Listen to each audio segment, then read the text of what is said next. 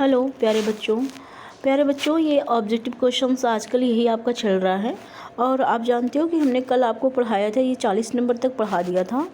और ये 40 नंबर का आपको जो यहाँ पे दिख रहा है, ये 40 नंबर कि नुस्खे वफ़ा किस शायर की कुलियात का नाम है, तो ये फैज़ की कुलियात का नाम है। ठीक है, तो यहाँ तक बच्चों हुआ था। इसके आगे हम जो है ले चलते हैं, क्योंकि बच्चों इसमें बहुत सारे क्वेश्चन है ऑब्जेक्टिव, और मुझे जल्दी जल्दी कवर करना, और बहुत सारा आपका सिलेबस बचा हुआ कवर करने के लिए।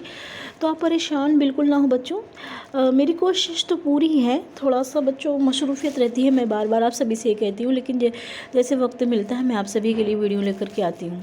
तो प्यारे बच्चों, इसीलिए जो है इसको जो है, जो आपका ये ऑब्जेक्टिव क्वेश्चन दिख रहा है ना, ये बहुत ज़्यादा है। तो इसको आज इंशाअल्लाह ताला कोशिश रहेगी कि ज़्यादा से ज़्यादा कवर किया जाए। ओके, तो ठीक है, तो शुरू करते हैं। 40 तक हो गया था आपका। फिर आप देखिए आपका 41 क्या है, देखिएगा 41 है आपका अहिंग किस नज़मों का मजमुआ है। किसकी नज़मों का, अहिंग किसकी नज़मों का मजमुआ है, तो ये है आपका मिजाज, यानी सी नंबर आपका सही है इसमें। मिजाज का नज़मों का मजमुआ है। ओके, तो आपका 42 शुरू होता है। अल्लामा इकबाल की उर्दू नज़मों और गज़लों के कितने मजमूए शाये हुए थे। ठीक है, अल्लामा इकबाल की उर्दू नज़मों और गज़लों को कितने मजमूए शायर हुए थे, तो यहाँ पे कितने थे, 4 थे। 4 मजमूए मैंने आपको पहले बताया था, बाले जिब्रील और बांगे दरा, ज़रबे कलीम और अरमुगान हिजाज। इससे पहले शायद मैंने आपको बताया था, ये अल्लामा इकबाल की नज़मों के 4 बहुत ही मशहूर मजमूए थे इनके। ठीक है, तो इस तरीके से इसका 4 ही है। अब तबतुन्नुशूर नावल के तख्लीकार कौन है। बच्चों थोड़ा सा आप ज़रूर क्वेश्चन को गौर करिएगा, क्योंकि इसी में से आपका मिलेगा, कहीं बाहर से बिल्कुल नहीं आएगा, इसीलिए हम इसको पढ़ा रहे हैं। ठीक है, तबतुन्नुशूर नावल के तख्लीकार कौन है, तो तबतुन्नुशूर ये है आपके नज़ीर अहमद, डिप्टी नज़ीर अहमद, ये सी नंबर। ठीक है, अब क्या है अब आपका, किस सिन्फ में मा फ़ौकुल फ़ितरत अनासिर की भरमार होती है। तो बच्चों आप जानते हो, आपका जो दास्तान होता है, दास्तान में ही एक पार्ट होता है, प्लाट होता है, और इसमें मा फ़ौकुल फ़ितरत इसी में ही पाया जाता है, बाकी दीगर सिन्फ में ये नहीं पाया जाता है। ठीक है बच्चों, और 45 है आपका, मोहम्मद हुसैन आज़ाद कहाँ पैदा हुए, तो मोहम्मद हुसैन आज़ाद आपके दिल्ली में पैदा हुए। फिर 46 है आपका, तहज़ीबुल इखलाक रिसाला, जो कि बहुत मशहूर था। ये किसने निकाला था, सैयद अहमद खान ने निकाला था।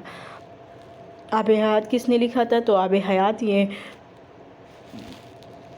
हयात बच्चों ये मोहम्मद हुसैन आज़ाद की बहुत ही मशहूर किताब का नाम है आब हयात। ये कई बार भी पूछा गया बच्चों, इसलिए आप इसको गौर कीजिएगा कि आब हयात किताब मोहम्मद हुसैन आज़ाद ने लिखी है। इसके बाद क्या है, शमसुल उलमा का खिताब किसे दिया, किस अदीब को मिला, तो शमसुल उलमा का खिताब, इसमें तो वैसे मोहम्मद हुसैन आज़ाद लिखा है बच्चों, शमसुल उलमा का खिताब मोहम्मद हुसैन आज़ाद को दिया गया। फिर उसके बाद हयात जावेद किसने लिखी थी, तो हयात जावेद जो आपकी एक बहुत ही मशहूर किताब है, ये हाली ने लिखी थी। ठीक है, अब आते हैं हम 49 पे आते हैं अपने, नहीं सॉरी 49 हो गए बच्चों, हम 50 पे आते हैं। मदह या ज़म किस सिन्फ का जुज़ होता है। जुज़ यानी जुज़ के माने होते हैं पार्ट। ठीक है, तो मदह या ज़ुम जो है वो किस सिन्फ का जुज़ होता है, तो ये कसीदा में ही मदह पाया जाता है, क्योंकि कसीदा कसद से बना, जिसके माने होते हैं किसी की मदह करना। ठीक है, इससे पहले मैंने आपको बताया है। 51 पे मीर अमन का ताल्लुक़ कहाँ से था, तो मीर अमन का ताल्लुक़ दिल्ली से था। आप देखिए बहुत मोस्ट इंपॉर्टेंट क्वेश्चन जो हम सभी के लिए जानना बहुत ही ज़रूरी है कि उर्दू की ज़बान का लफ्ज़ है, तो आप बताएंगे कि उर्दू तुर्की ज़बान का लफ्ज़ है। ये बहुत ही मोस्ट इंपॉर्टेंट क्वेश्चन है बच्चों, और हमें जानना भी ज़रूरी है। ठीक है, तो शिबली ने कौन सी किताब लिखी थी, तो शिबली ने जो किताब लिखी थी वो है आपकी मवाज़ना अनीश व दबीर, सी नंबर। ये इनकी बहुत ही मशहूर किताब है, और आप अगर आगे हायर क्लास में भी जाते हैं तब भी ये आपको ज़रूर मिलेगा कि मवाज़ना अनीश व दबीर, मीर अनीश व दबीर, ये शिबली की किताब है। ठीक है, फिर आपका 54 है, आप इसमें देख सकते हैं कि मिर्ज़ा मोहम्मद रफ़ी सौदा किस सिन्फ के बादशाह कहलाते हैं। तो इसमें आपका जो है मिर्ज़ा, मैंने इससे पहले भी बताया आपको कि मिर्ज़ा मोहम्मद रफ़ी सौदा जो है वो वो आपके कसीदे के बादशाह कहलाते हैं। ठीक है, डी नंबर इसमें सही है। मीर हसन की शहर आफाक तसनीफ़ का नाम लिखिए। तो मीर हसन के जो शहर आफाक यानी उनको बहुत ऊंचाइयों तक पहुंचाने में अगर किसी सिन्फ ने साथ दिया है तो ये मीर हसन की सहरुल बयान, ये आपको दिख रहा है ए नंबर। जवाब देखिए, सहरुल बयान ये इनकी बहुत ही शहर आफाक किताब का नाम है। इसे मीर हसन की काफ़ी मकबूलियत हुई है। सरापा यह चेहरा किस सिन्फ में आता है? तो बच्चों आप जानते हो ये मरसिया में आता है। आप जिन बच्चे जानते होंगे उनके लिए तो बहुत अच्छी बात है, जो नहीं जानते होंगे वो अपना याद कर लेंगे। अब हमें हुस्न का मेयार बदलना होगा, मशहूर कौल किस अदीब का है? ये मशहूर कौल ये प्रेमचंद का है बच्चों, क्योंकि इसको मैं बता दूं कि पहले की जो शायरी वगैरह थी सिर्फ इश्किया शायरी थी, उसमें उसमें क्या है कि जो एक मौजू कोई मौजू नहीं रहता था, इसलिए जो है इन्होंने कहा कि अब हमें हुस्न यानी हमारे जो उर्दू अदब है उसका मेयार अब हम सभी को बदलना होगा। ये बात मुंशी प्रेमचंद जी ने कही थी। ठीक है, सादगी और सोदो गुजाज किस दबिस्तान की पहचान है? तो आप जानते हो दबिस्तान दिल्ली। जब भी शोज़ो गुदास की बात आए तो वो दबिस्तान दिल्ली से ही जुड़ा होता है। ठीक है बच्चों, तीसरे 58 हो गया आपका। 59 पे चलते हैं। जेल में मोमिन का मुआशिर कौन था? तो जेल में मोमिन का जो मुआशिर था यानी कि ज़ौक़, यानी उनके ज़माने में कौन थे? अगर ऐसे कहा जाए कि मोमिन के ज़माने में और कौन थे या उनके हमअस्र कौन थे, तो ये ज़ौक़ थे। ठीक है, मजीद अमजद कहाँ पैदा हुए थे? तो मजीद अमजद जो पैदा हुए थे वो आपके हैदराबाद में पैदा हुए थे। दारुल तर्जुमा हैदराबाद किस यूनिवर्सिटी से मुल्हिक है? तो उस्मानिया। देखिए इसमें देखिएगा नया क्वेश्चन सही है। दारुल तर्जुमा हैदराबाद किस यूनिवर्सिटी से मुल्हिक है? तो ये है आपका उस्मानिया। फिर ठीक है, तरक्की पसंद तहरीक का पहला अजलास कहाँ हुआ था? तो ये आपका लखनऊ में हुआ था। फिर है आपका ये बहुत ही देखिए इंपॉर्टेंट ये भी क्वेश्चन तरक्की पसंद वाला भी आता है। फिर तरक्की पसंद तहरीक का पहला अजलास हिंदुस्तान में कब हुआ था? अगर हिंदुस्तान में पूछा जाए तो 1936 में हुआ था। ओके, रमा का पूरा नाम क्या था? तो जगत लाल मोहन रमा इनका नाम था। अब सामने मेरी जो कोई पीर जवां है, ये आप जानते हो ये कसीदा है।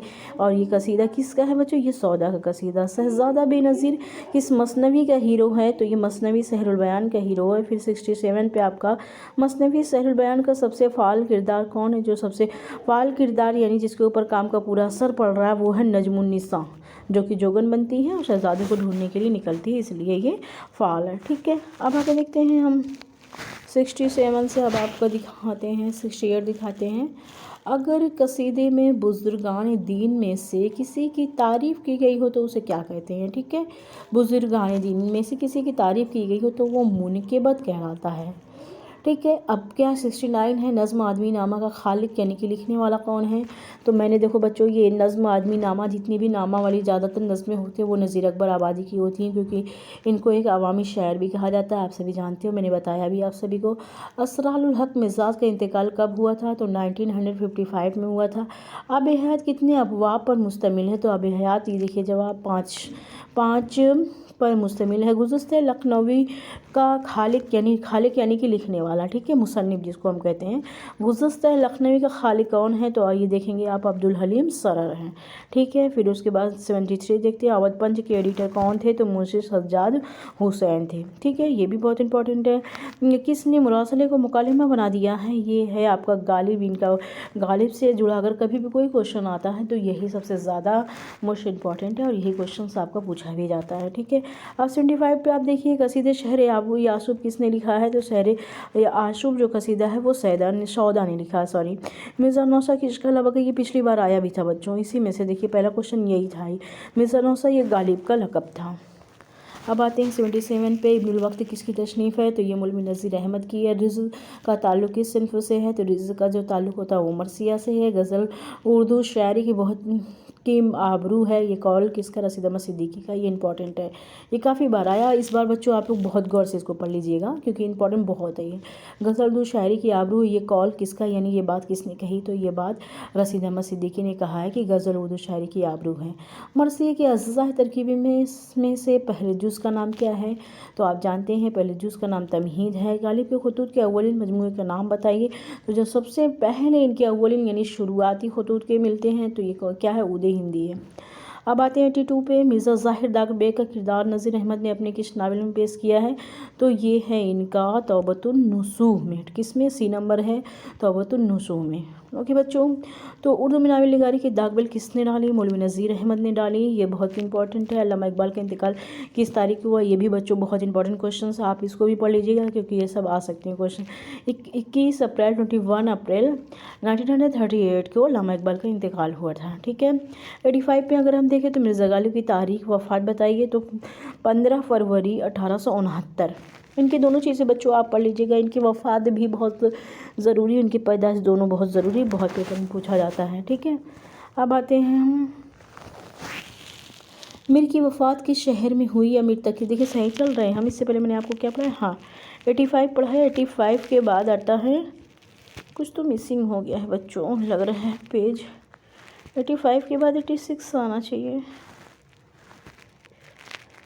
68 76 77 78 79 80 81 82 83 84 85 नंबर। बच्चों कुछ क्वेश्चंस लग रहा मिसिंग हो गए मुझे, इस स्कैनर करते वक्त लग रहा कुछ मिसिंग हो गए। फिर भी बच्चों ये बहुत सारे जो मैंने आपको बताया, हो सकता है बस एक ही पेज मिसिंग होगा क्योंकि मैंने जो आपको बताए हैं वो बहुत सारे बताए हैं। देखिए 85 चल ही रहा है। 85 के बाद समझ लीजिए आपका 5 क्वेश्चन इसमें और यहाँ पे 3 क्वेश्चन इसमें, 8 क्वेश्चन यानी आपको मिसिंग हुए बस। ठीक है। और बाकी सारे क्वेश्चंस आपके हैं बच्चों, इसलिए आप परेशान मत होइएगा। देखिए अब यहाँ पे हो गया। ठीक है। 94 में हम जाते हैं, मीर की वफ़ात किस शहर में हुई? तो मीर की जो वफ़ात हुई है वो लखनऊ में हुई है। कसीदे के लिए कौन सा शहर मशहूर है? तो कसीदे के लिए सौदा। हाँ अगर हम कहा जाए बच्चों कि कसीदे के बादशाह कौन है, तो आप समझ जाइए कि कसीदे के बादशाह कौन है, सौदा हैं।